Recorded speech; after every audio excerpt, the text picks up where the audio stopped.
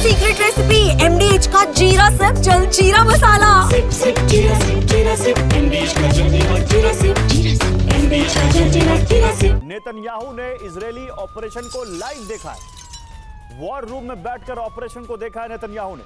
Netanyahu रक्षा मंत्री Katz और IDF chief of war room में मौजूद रहे।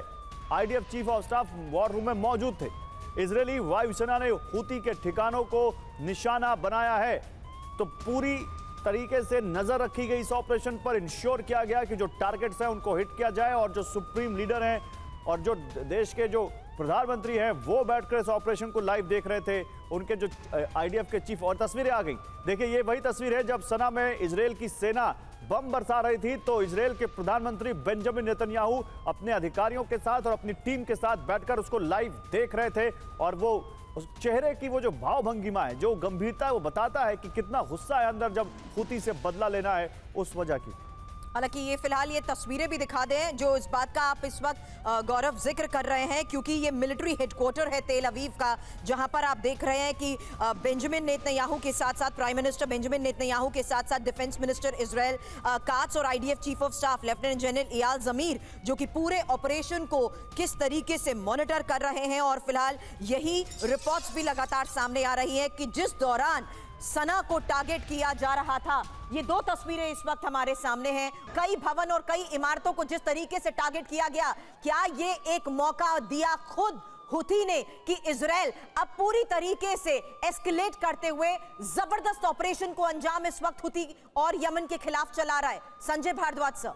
जी देखिए सुरभि, दो बातें हैं। पहली बात की ये बात नेतन्याहू ने साफ साफ कर दी कि वो पूरा प्लान के साथ एक स्ट्रॉन्ग लीडरशिप के साथ में ये जितने भी स्ट्राइक्स हैं, चाहे वो हिजबुल्लाह पे किए, हूती पे किए, ईरान पे किए, बहुत स्ट्रॉन्ग एक लीडरशिप वो दे रहे हैं। कोई किसी तरीके का लीडरशिप क्राइसिस और डायरेक्शंस लेस कहीं पे भी इजराइल पे कोई स्ट्राइक नहीं हुआ। शुरू में निश्चित रूप से उनको सेटबैक लगा था जब इनिशियली हमास ने वो किया, लेकिन ये बात साफ साफ है कि जो हूती है, हूती बेसिकली जो जायदी रिवाइवलिस्ट एक पॉलिटिकल मिलिट्री ऑर्गेनाइजेशन है, और ये 1990 से स्ट्रांगली इजराइल के खिलाफ, या आप ये कहिए कि शायद को बरकरार करने के लिए ईरान के साथ कोऑर्डिनेशन में ये काम कर रहे हैं। और ये एक बहुत बड़ा थ्रेट है। ये बात इजराइल जानता है कि अगर जिस तरीके से ये वायलेंट नॉन स्टेट एक्टर्स अगर एक साथ ईरान के साथ आते हैं तो इजराइल के लिए हमेशा के लिए एक टेंशन है, एक सिरदर्द बना रहेगा। तो जो जिस तरीके का स्ट्राइक किया है, और आप ये देखिए कि चाहे वो मिलिट्री बेसिस हैं, चाहे वो ऑयल उनके डिपोज हैं, या बाकी बिल्कुल एकदम प्रेसिडेंशियल हाउस के बिल्कुल बगल में उन्होंने जिस तरीके से सोच समझ के टारगेटेड स्ट्राइक किया है, तो ये बात मान के चली कि इजराइल पूरे मूड में है कि इस थ्रेट को कंप्लीटली एलिमिनेट कर देना। और मुझे लगता है कि जब तक ये कंप्लीट टारगेट अचीव नहीं करेगा इजराइल, चाहे वो गाजा में हो, चाहे वो हूती या हिजबुल्लाह या ईरान, जब तक पूरा एलिमिनेट नहीं करेगा ये पीछे हटने वाला नहीं है। और इंटरनेशनल कम्युनिटी भी इस बात को समझ रही है कि जिस तरीके से नेतन्याहू एक स्ट्रॉन्ग लीडरशिप के साथ में इस वायलेंट जो टेररिस्ट ऑर्गेनाइजेशंस हैं उनको खत्म करने में लगे हुए हैं, तो निश्चित रूप से एक सपोर्ट भी है अमेरिका का। प्रोफेसर भारद्वाज, बड़ी बात आप कह रहे हैं, लेकिन क्या इतना आसान है हूती को पूरी तरह से खत्म करना? क्योंकि ये बड़ी कोशिश इजराइल की रही है पहले भी। मैं आता हूं आपके पास। यमन के आसमान में सिर्फ इजरायली फाइटर जेट दिख रहे हैं। ये बड़ी खबर देखिए, हूती के 50 से ज्यादा ठिकानों पर विध्वंसक हमला किया इजराइल ने। इजरायली लड़ाकू विमान तबाही मचा रहे हैं। तो हूती के 50 से ज्यादा ठिकानों पर हमला, सना के आसमान में केवल इजरायली फाइटर जेट, तबाही ही तबाही इजरायली लड़ाकू विमानों ने मचाई है। और गवाह उसकी ये तस्वीरें हैं, कैसे धुएं का गुबार, आग की बड़ी बड़ी लपटें, ये सब बता रही हैं कि इजराइल ने बड़े प्लान तरीके से, इजराइल ने बहुत सोच समझकर पिन पॉइंटेड अटैक अपने टारगेट्स पर किए हैं, और उनका असर यहां पर दिख रहा है। और पूरी मॉनिटरिंग हुई है, वो चाहे प्रेसिडेंशियल कॉम्प्लेक्स में मौजूद मिलिट्री एस्टैब्लिशमेंट हो, चाहे वो बिजली घर हो, चाहे वो ऑयल डिपो हो, ये मैसेजिंग है इसमें। क्योंकि मनीष मुझे बताइए, हूती के ठिकाने 50 से ज्यादा ठिकाने समझ में आते हैं, लेकिन फिर आप एक वहां पर जो उनका पावर स्टेशन है वो ब्लास्ट कर दे रहे हैं, आप उनके ऑयल डिपोज पर अटैक कर रहे हैं। क्या इसके पीछे कोई पैटर्न, कोई प्लानिंग की ये अटैक अभी बढ़ेंगे, अभी कुछ दिन चलेंगे, क्या दिखता है? देखिए, सबसे बड़ी बात है कि इजराइल के लिए ये शॉक का मैटर था जब 48 घंटे पहले यानी कि शुक्रवार को हूती विद्रोहियों की तरफ से उस बैलिस्टिक मिसाइल का इस्तेमाल किया गया था जिसमें क्लस्टर बम रखे हुए थे। ये पहली बार हूती की तरफ से इस्तेमाल किया गया था। इससे पहले 2 बार हुए थे जब मैं खुद इजराइल में मौजूद था और ईरान की तरफ से जो 12 दिन की जंग चल रही थी, तब ईरान ने 2 बार ऐसे बैलिस्टिक मिसाइल का इस्तेमाल किया था जिसमें क्लस्टर म्यूनिशंस रखे हुए थे।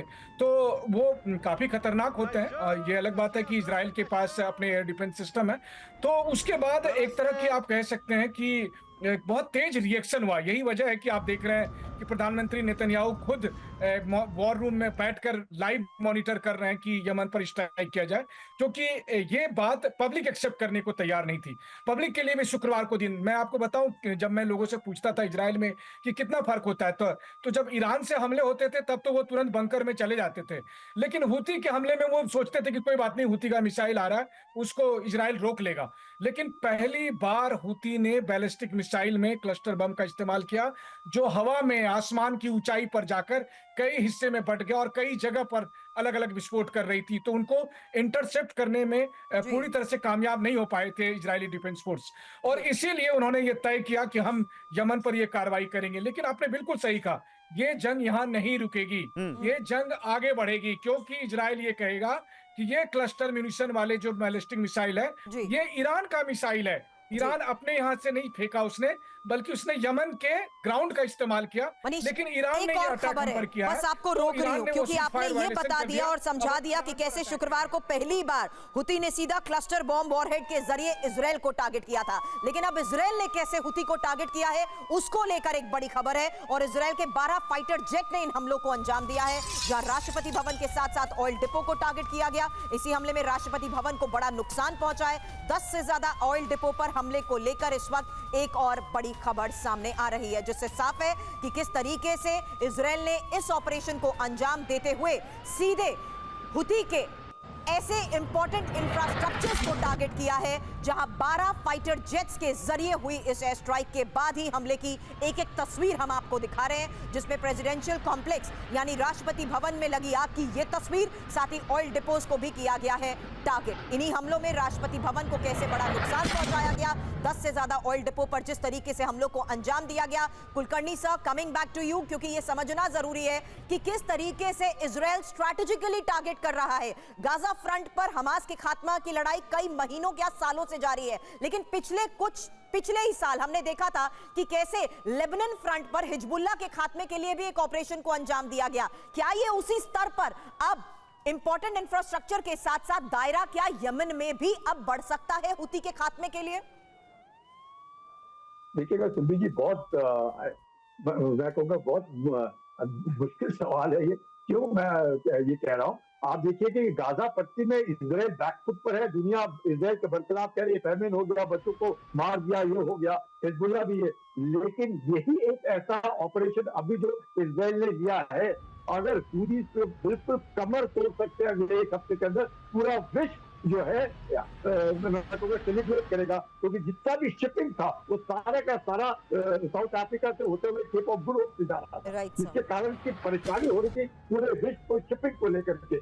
लेकिन अगर हूथीज़ को कमर तोड़ सकती है इजराइल, तो मुझे लगता है पूरा विश्व इजराइल की तरफ और सहानुभूति से देखेगा कि ये जो कदम इजराइल ने उठाया है, इससे पूरे विश्व को फायदा हुआ है। क्या गाजा में सिर्फ इजराइल को फायदा हो रहा है, सदर्न लेबनान में इजराइल को फायदा हो रहा है, लेकिन यमन में हूथीज़ को बर्बाद करना पूरे विश्व को फायदा है। ये है सीक्रेट रेसिपी MDH का जीरा सिप जल जीरा मसाला। सिप जीरा सिप MDH का जल जीरा सिप।